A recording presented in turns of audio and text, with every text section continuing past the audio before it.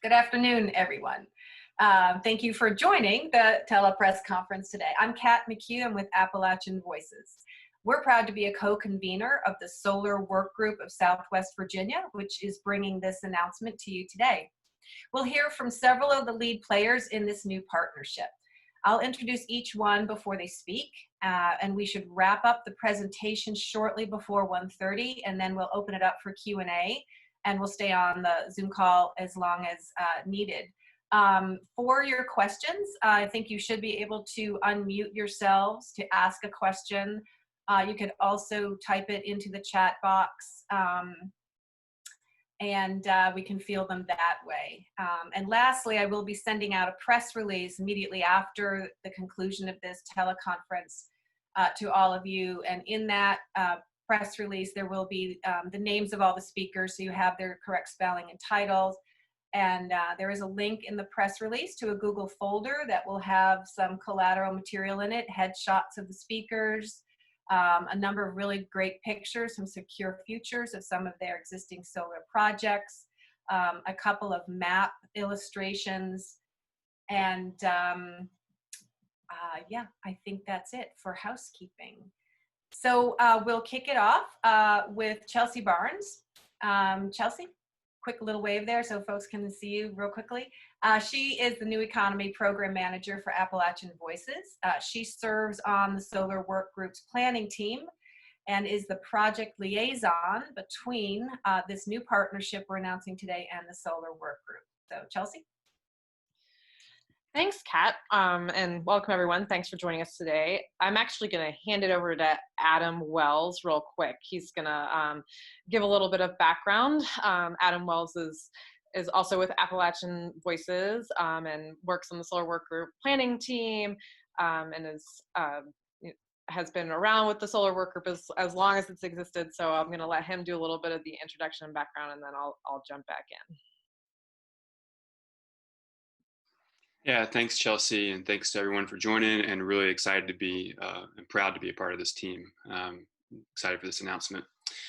So I do want to just spend a little bit of time talking about where the Solar Work Group started and where we're headed. So, and it's especially relevant today because it came out of a conversations that started at the inaugural Southwest Virginia Economic Forum hosted at UVA-Wise in 2016. We're in the middle, we're the end of day one of 2 days of live streaming the 2020 Economic Forum that's gone virtual because of COVID. So it's really a great time to be introducing this effort that started way back in the first forum.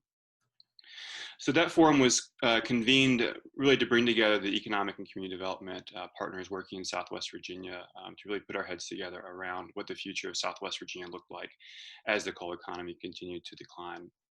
And the work group started out of there's a breakout group around energy and natural resources. And in a side conversation in one of those breakout groups, this conversation started about how the development of a solar industry in Southwest Virginia might serve as an economic catalyst for the region. And so that was it. It was just a side breakout conversation. We decided to have another small conference a couple weeks later, and that emerged and organically formed into the Solar Work Group that Chelsea's going to speak a little bit more about in just a few minutes. Really, the point here is that it all started at those roots as economic catalyst, creating jobs, energy savings, and investments for the region, and really to expand on our region's proud history as an energy producing region. So we've covered a lot of ground since 2016, and our announcement today is just one really exciting point along that journey. So I'll turn it back to Chelsea. Thanks, Adam.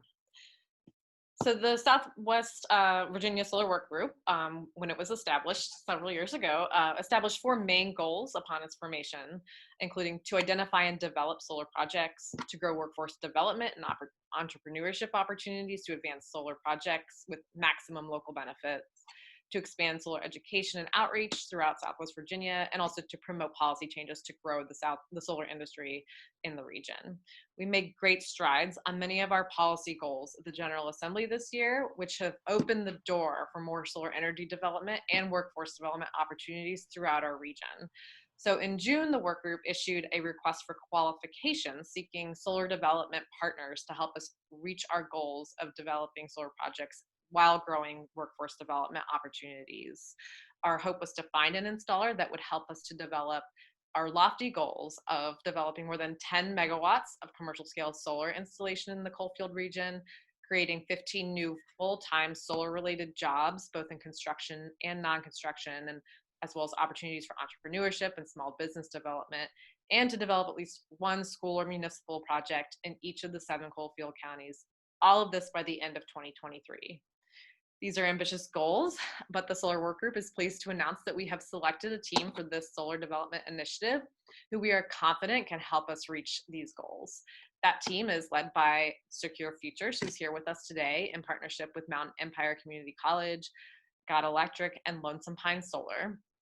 Secure Futures, we're very excited and pleased to have them as a partner in this. They are a thought leader in the solar energy industry in Virginia, and they're bringing expertise in developing customer-driven, innovative solutions for solar customers across the Commonwealth. So they've broken a lot of ground in Virginia, and they're going to help us do so here. So Kat, I'll hand it back to you to introduce Tony. Thanks, Chelsea. Thanks, Adam. Hi, Tony. Tony is the CEO and president of Secure Futures, a Stanton-based solar development company he started in 2004 that serves as a market and policy leader for commercial scale solar in Virginia. Tony brings more than 30 years experience in energy efficiency, solar energy, and community economic development in Vermont, Pennsylvania, and Virginia. Tony? Thanks, Kat. I'm over here.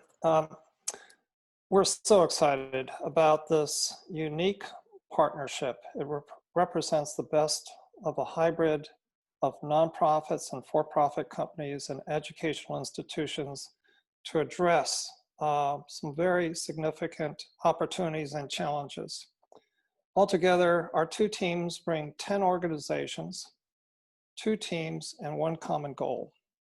And the goal is to not only develop 10 to 12 megawatts of solar by 2023 and to create 15 jobs, as Chelsea mentioned, but to address what have seemed to be the intractable regulatory and policy barriers to solar in Southwest Virginia. Our company has engaged as a first mover and policy leader in not only installing solar with schools, hospitals, universities, and other public institutions and commercial entities over the past 10 years, and very successfully. But we've done so despite the significant barriers to solar in Virginia. And as policy leaders, we've introduced over the last 10 years 7 significant pieces of legislation that opened the pathways to solar in Virginia. And so we're quite aware of the challenges facing solar in Virginia. And I would just say from our perspective, Southwest Virginia represents the last bastion of defense or barriers to solar. We're working in an area that has traditionally not seen much solar development. And we're so excited to partner with this amazing group represented by the Southwest Solar Work Group. And in addition to that, and as part of that, our whole focus has always been in developing collaborative solutions. And by that I mean we work on both sides of the aisle in Richmond, and we work closely with utility companies and customers in developing customer-driven solutions. And we've done so successfully in every utility territory in Virginia, or most utility territories in Virginia. And on that point, we will also be co-convening with our 2 teams a conference in November to address collaborative solutions for solar, to address some of the policy and market opportunities and challenges. And later in the spring, a clean energy conference that will be co-developing in part with Mountain Empire Community College. So again, we're tremendously excited about this, about these goals, our common strategy, and we're very clear-eyed on what the challenges are there, but we remain well, not only optimistic, but realistically optimistic that we can achieve these goals together. And with that, I'd like to introduce a champion for local economic development in Southwest Virginia, with whom we have worked and had a relationship for over 10 years, Skip Skinner. Hey everybody. Hey, thanks Tony. And it has been great to work on this project. As Tony said, for me personally, I think I was actually at that economic forum 5 years ago when that was the result of some of the discussions that day and eventual the convening of the solar work group. So again, my name is Skip Skinner, and I'm here today representing Lonesome Pine Solar, a Wise County-based firm which will seek to partner with local county and municipal governments, school boards, public housing authorities, and commercial entities to plan, construct, and maintain photovoltaic solar systems serving their facilities. With our partners, Secure Futures and God Electric, we hope to provide innovative financing and implementation solutions for the coalfield area of Virginia. You know, through this unique and innovative partnership, including an educational one as well, we plan to work with Mountain Empire Community College and their solar technology program to train and employ students and move these students toward employment in the solar power industry. I think later on the agenda, I'm happy to report we have one of those students that may be able to join us on this call. When we talk about partnering with the community college, I think an analogy might be helpful. I think most people understand the concept of house staging. You know, that is when the owner or agent of a home what they might do in order to sell a home faster. The reason for this is that it's difficult sometimes for individuals to be able to look beyond the empty space of a house that is for sale. It is difficult to see themselves as an occupant of that space. A home stager bridges that gap. In the same vein, sometimes it's difficult for a student to see a path forward from an educational program to an actual job. I hope this program will serve to bridge the gap between the theories learned in the classroom to help students see themselves as true industry professionals. So with that in mind, I'll turn it back over to you, Kat. Thank you very much. Great, thank you, Skip. Thank you, Tony. Next up, we will hear from Dr. Chris Westover. She is the president of Mountain Empire Community College based in Big Stone Gap and has more than 25 years experience in higher education. The community college is a comprehensive 2-year college serving Lee, Scott, Wise, and Dickinson counties and the city of Norton. Dr. Westover? Good morning. I'm extremely excited about this strong partnership, as are all of our folks here at MECC, with each organization in this partnership playing a key role in bringing more solar energy applications to Southwest Virginia. This award will support MECC Energy Technology students and faculty, providing support for instruction and installation internships in our energy technology program, particularly solar voltaic installation and solar thermal systems. Currently, finding jobs in the service sector as an HVAC technician or an electrician has been the primary route of employment for our energy technology graduates. However, with the addition of opportunities for solar installations, we're hoping to bring more solar energy technology jobs to our region. You may not know the solar energy and solar industry currently employs about 4,500 people in Virginia, and across the United States in the last 5 years, solar employment has increased by nearly 50%, which is 5 times faster than the job growth in the overall U.S. economy. The United States now has nearly 250,000 solar workers, and with new legislation in Virginia that was enacted this year around the Virginia Clean Economy Act, job opportunities are truly expected to increase by nearly 30,000 in solar workers in the Commonwealth in this next decade. So recognizing this opportunity for job growth, MECC has aligned its energy technology program to ensure that our students have an experience in both solar photovoltaic installation and solar thermal systems. And through our workforce development arm of the college, our relationships with the Virginia Employment Commission, the Department of Social Services, our employer advisor boards, and our local K-12 systems, we plan to do what we've done well in the past, and that's really connect potential students to the training and education that they need to become potential employees for our region's workforce. So we're truly excited about this opportunity to create more solar jobs in our region and to connect our training to those positions. This partnership will connect those necessary entities in a way that hasn't been done before, while we all work toward a common goal of creating more solar job opportunities in Southwest Virginia. So we're excited to be a part of this partnership and thankful. And I know our students, particularly one who may be able to join here. I'm not sure if Miles is on yet, but Miles is on, all right. And I know Miles can speak directly to that experience and some of the challenges that he faced in terms of employment after his education. Great. Thank you, Dr. Westover. Yes, we're glad to have Miles Smith on. He's on by phone with us. Miles is a graduate of Mountain Empire Community College, their energy technology program. He lives in Big Stone Gap and now works as a foreman and master electrician for Buckeye Electric. Miles, can you hear us? Can you join us by phone? You may, you need to unmute yourself. Let's see if I can. I think I just unmuted you.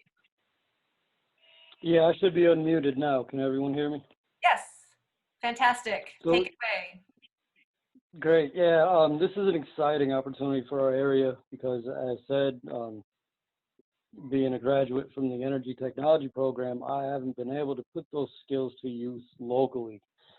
I've been on the road working away from family, away from home, and I think this would be the perfect situation in our area to put some of the newer graduates directly in work with what they've been trained and the skills they've obtained from Mountain Empire.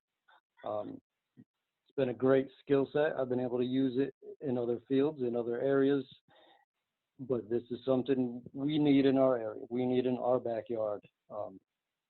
Southwest Virginia could really use this, really gain from this, and I'm excited about it.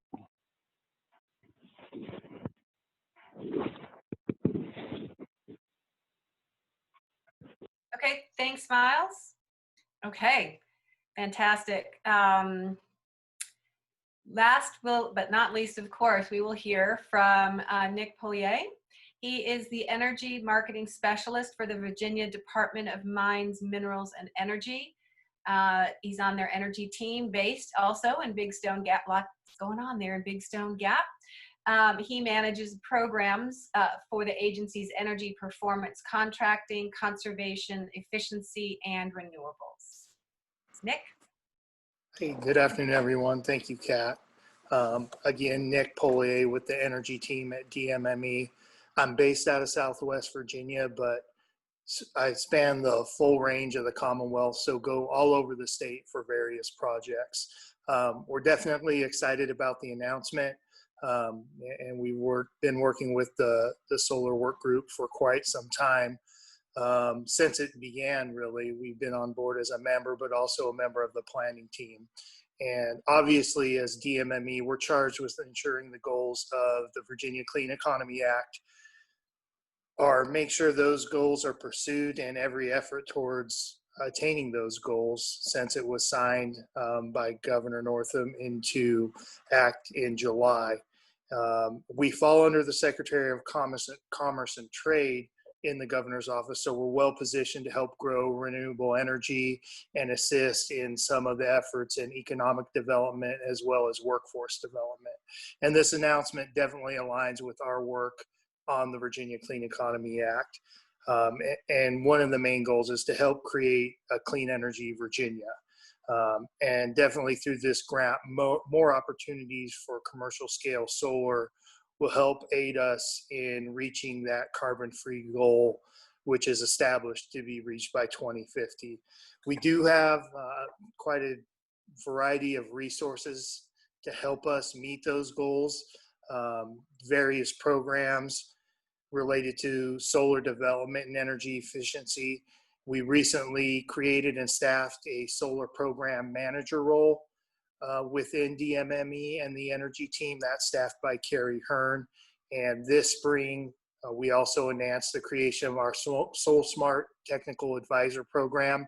The goal of that program is to help localities and communities throughout the Commonwealth realize solar and renewable energy deployment opportunities. So we will work directly through both CARI, and it's a partnership with the UVA WISE, or the UVA Weldon Cooper Center of Public Service. So through those two offices, we will provide resources and technical assistance to help communities become solar ready.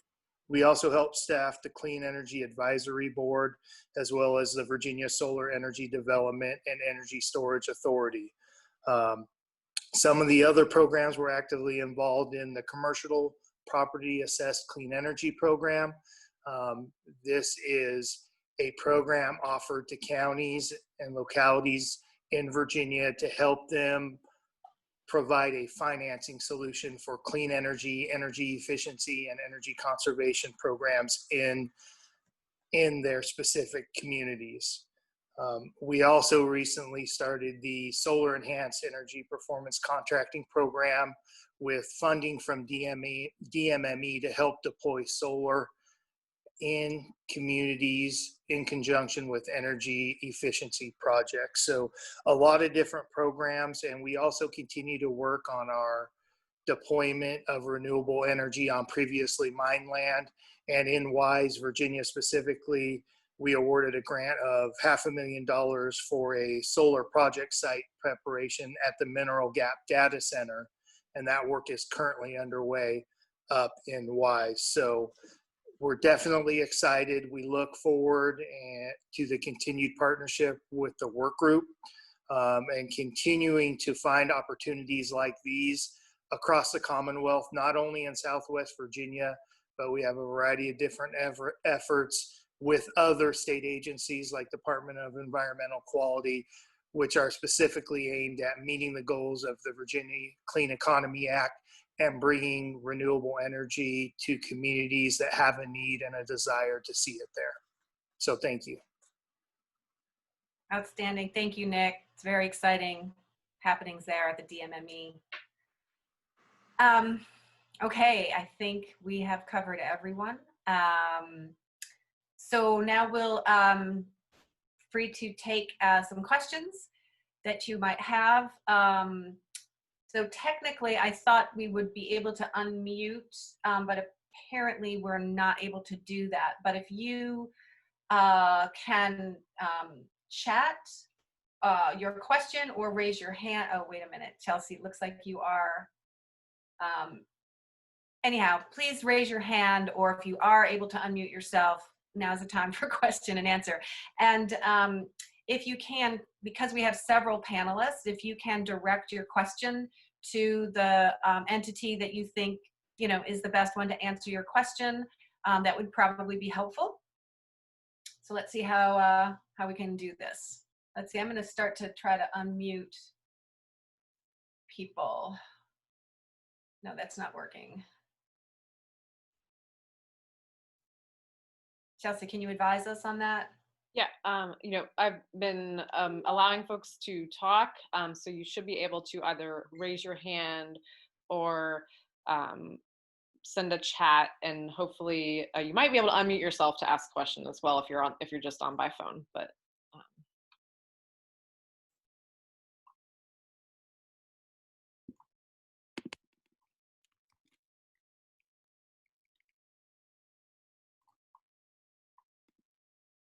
yes, and if you are on by phone, you can press *6 to unmute. Say, I'm on the phone. It's Elizabeth McGowan from the Energy News Network. Hi, Elizabeth. We can hear you. Go ahead. Thank you. Okay, sure.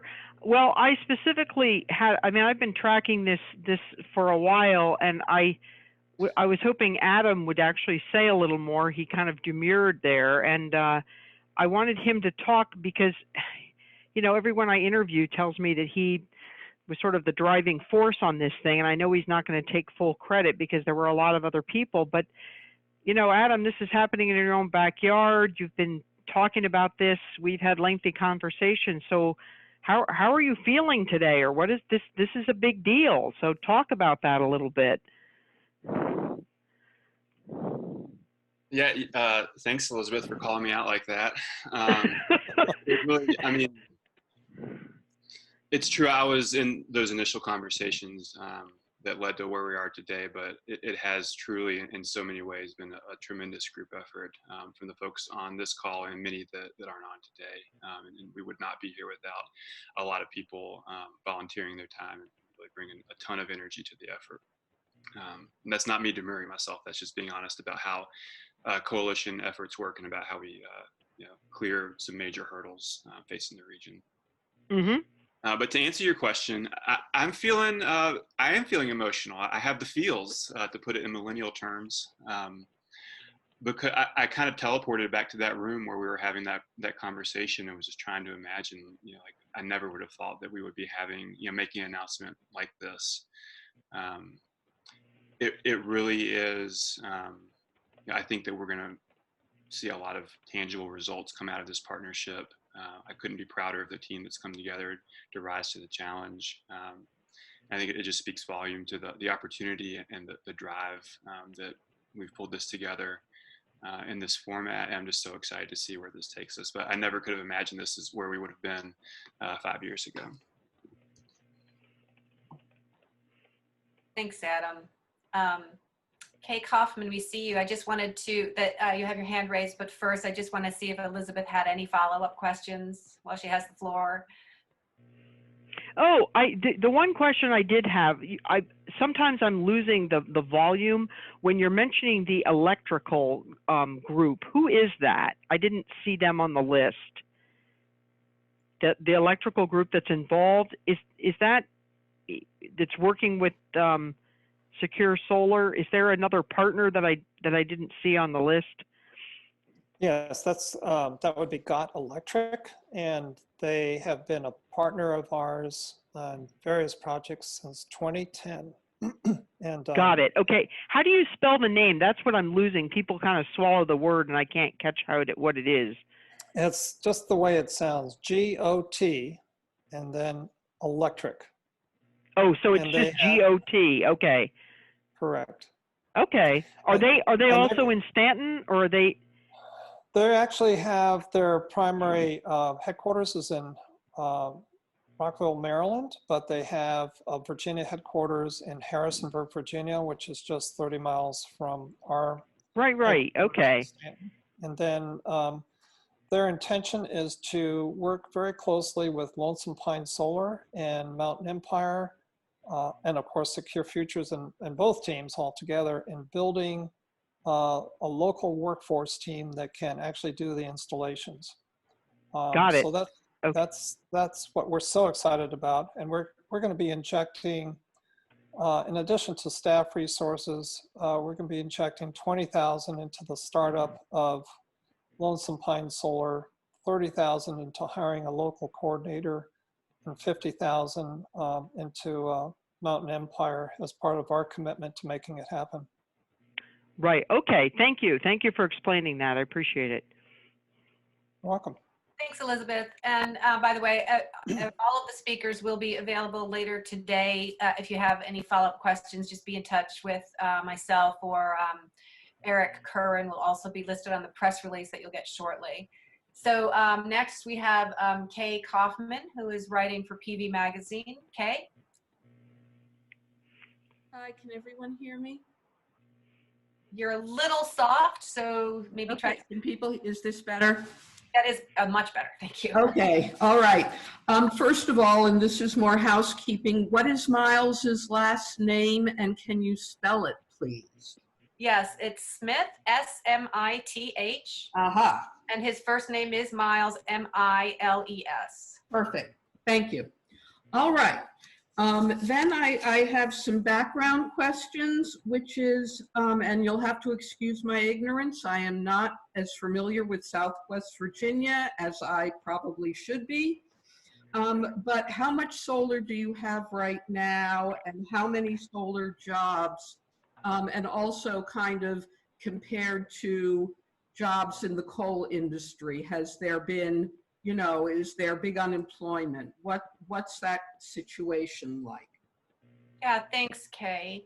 I think maybe maybe Adam and perhaps then Skip might be able to address that, and any others chime in too. But I'll just maybe we could start there. Sure. In terms of the solar that's deployed, it's not a lot. There are a few smaller systems, kind of spread across the region.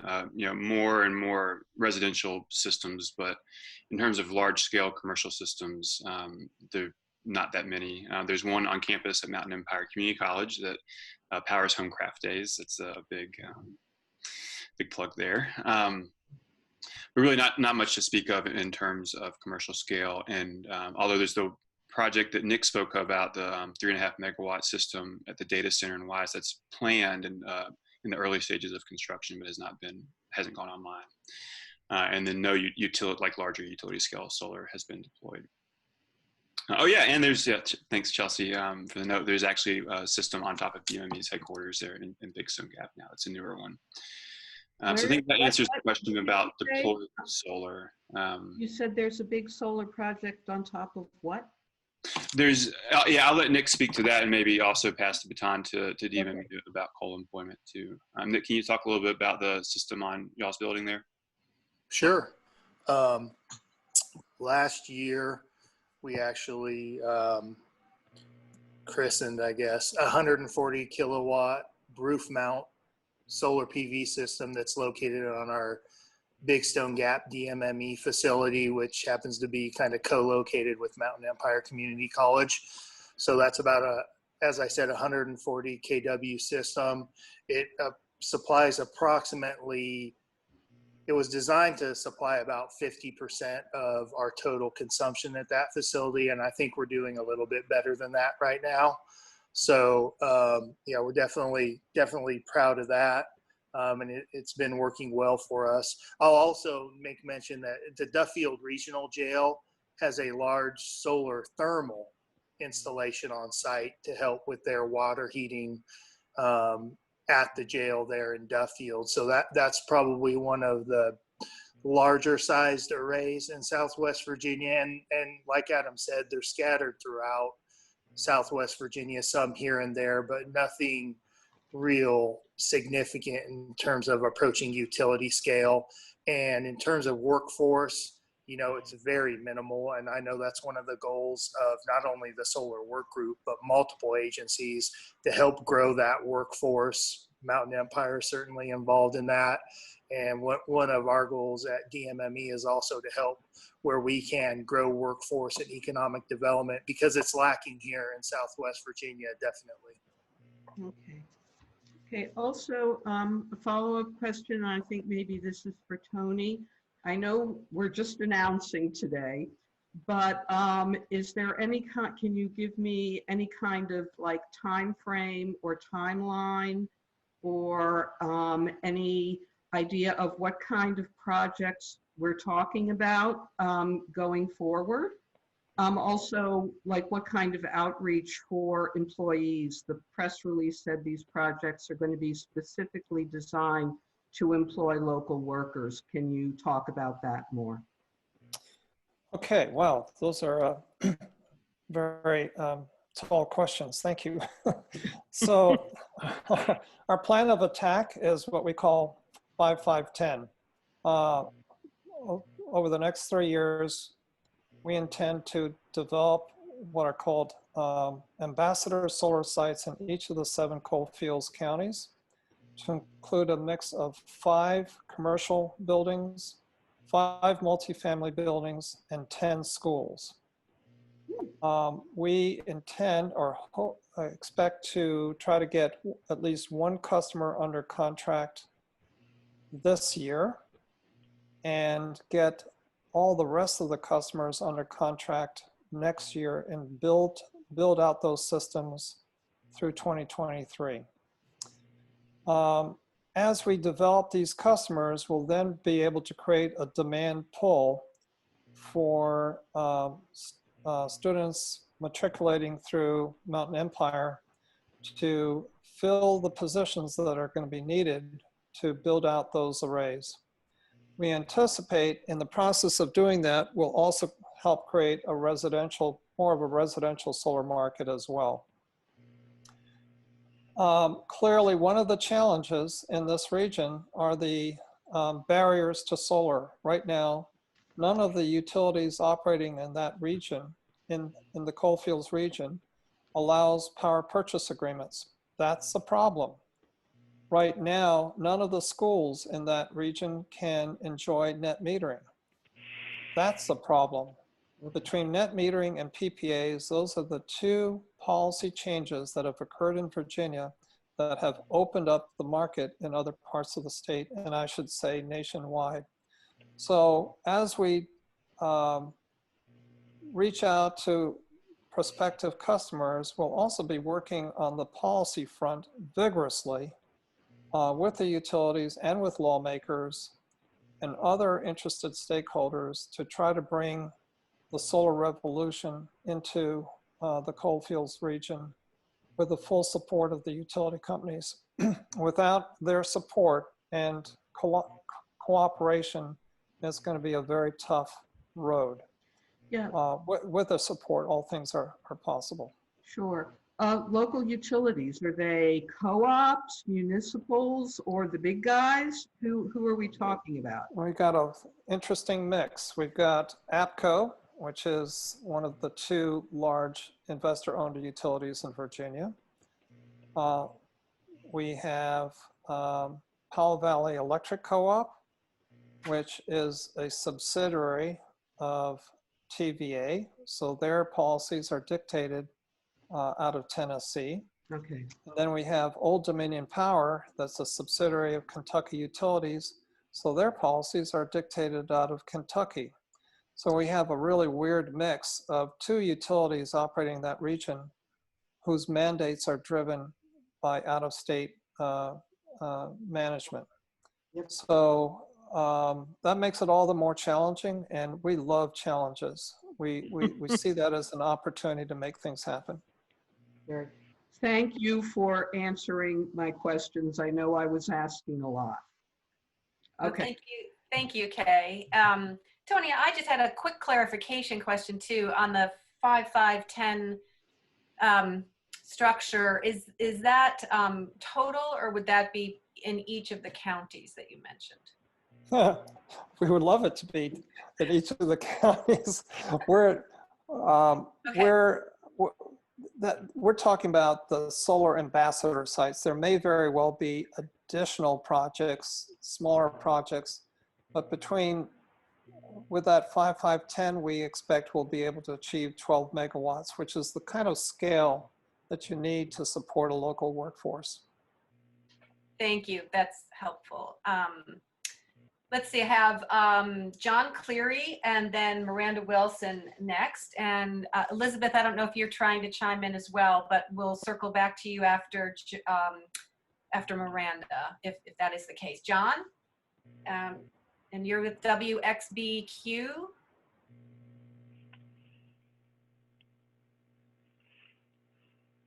John, we can't hear you.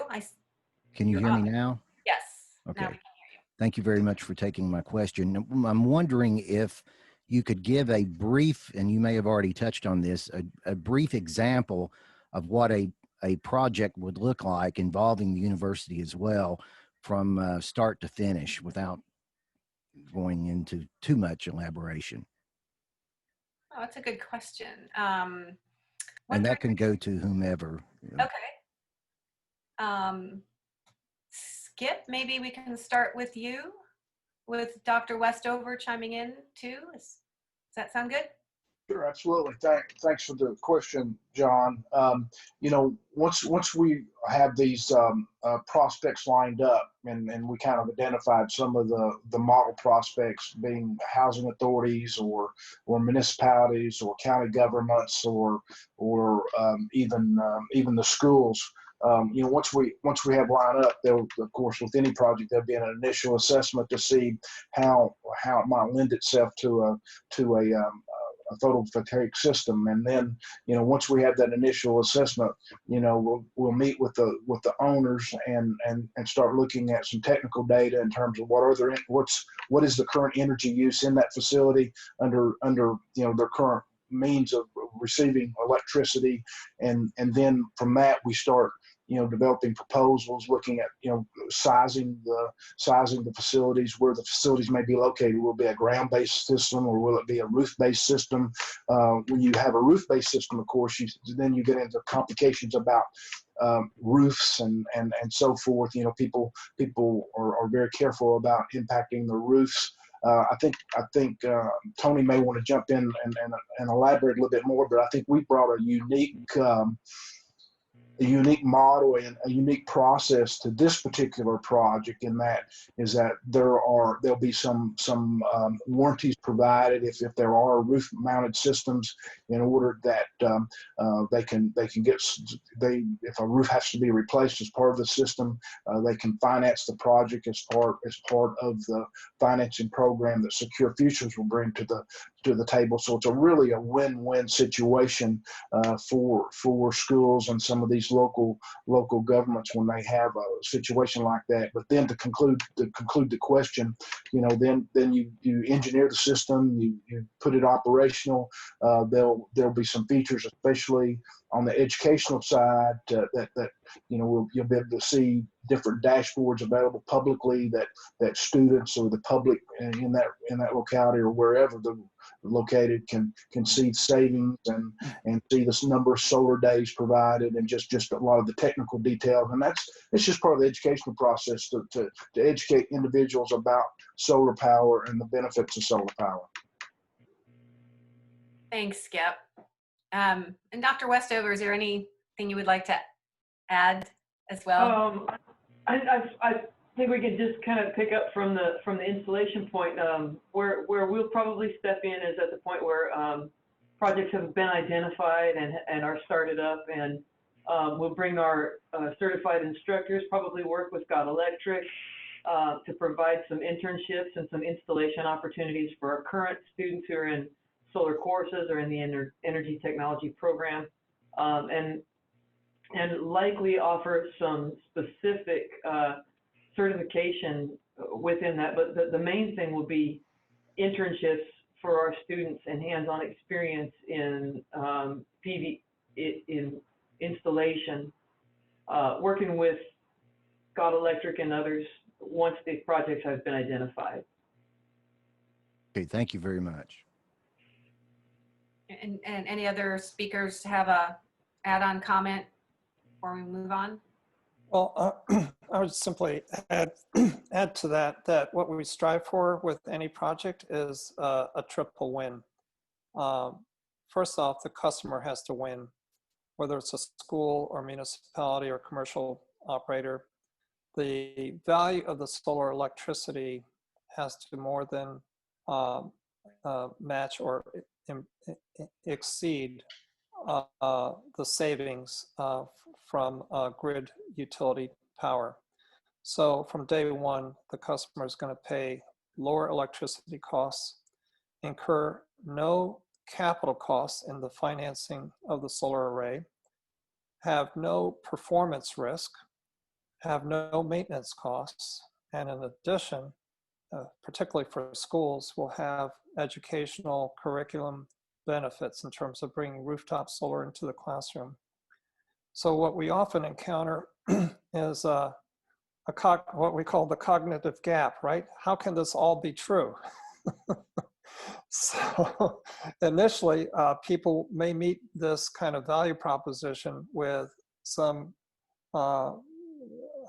expected degree of skepticism. How can we possibly offer all those benefits? But it really does happen. You can ask any of our customers. So the big thing then is to overcome initial skepticism. The barriers to solar tend to be institutional barriers. There's so many things right now that are preoccupying schools in terms of reopening and so forth. So the challenge we face is how to get a share of public mind or interest in contemplating something that is different from dealing with the current emergencies. So that, I think, this press announcement is going to go a long ways towards establishing some credibility for this initiative because of the nature of the partnership. And certainly we really appreciate the role that media can play in getting the word out about this. Thank you, Skip. I'm sorry. Thank you, Tony. Next, we have Miranda Wilson. She's with EE News Wire. Miranda, you still with us? Yeah, can you hear me? Hi. I just had kind of a clarifying question for Tony. Could you just clarify, so you were talking about barriers that were in place in Virginia for the development of solar. So have those all been addressed by recent legislation, or are there still things that you're hoping to improve or address when it comes to that? Thanks for that question, Miranda. We've seen a heck of a lot of progress since 2010 or 2011 when we first got our first cease and desist order from Dominion for a solar project at W&L University. So Virginia's come a long way. And especially more recently, electric co-ops have signed on with legislation in 2019 that really opened the way for electric co-ops to support net metering and PPAs. Unfortunately, for Powell Valley Electric Co-op, even though they're a co-op, their policies are dictated by TVA. So there's a conundrum there that we need to address together with TVA, Powell Valley, and the state law in Virginia. Regarding APCO, they did sign on to the Virginia Clean Economy Act, but they still have a separate provision for public entities like schools and municipalities who do not enjoy the benefits of the Virginia Clean Economy Act. That's unlike what Dominion and the co-ops have approved, which treat public authorities the same as what they call non-jurisdictional customers like commercial entities. So we have a challenge with APCO in trying to get some alignment in their policies with regard to the Clean Economy Act. And then finally, with Old Dominion Power, they're kind of on their own as a Kentucky-based utility. What we'd like to see is that any utility that's licensed to serve as a monopoly, that their privilege of serving as a licensed utility in Virginia means that they will adhere to the energy policies and goals of the Commonwealth. And if that needs to be done by legislation, we're prepared to take on that challenge. Our preference is to come up with a collaborative solution with these utilities so that they willingly adhere to state policy. I don't know if that answers your question, but it's,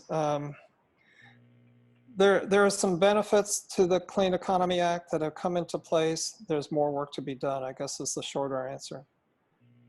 Okay, yeah, that does answer my question. Thank you. I also had a question for Dr. Westover.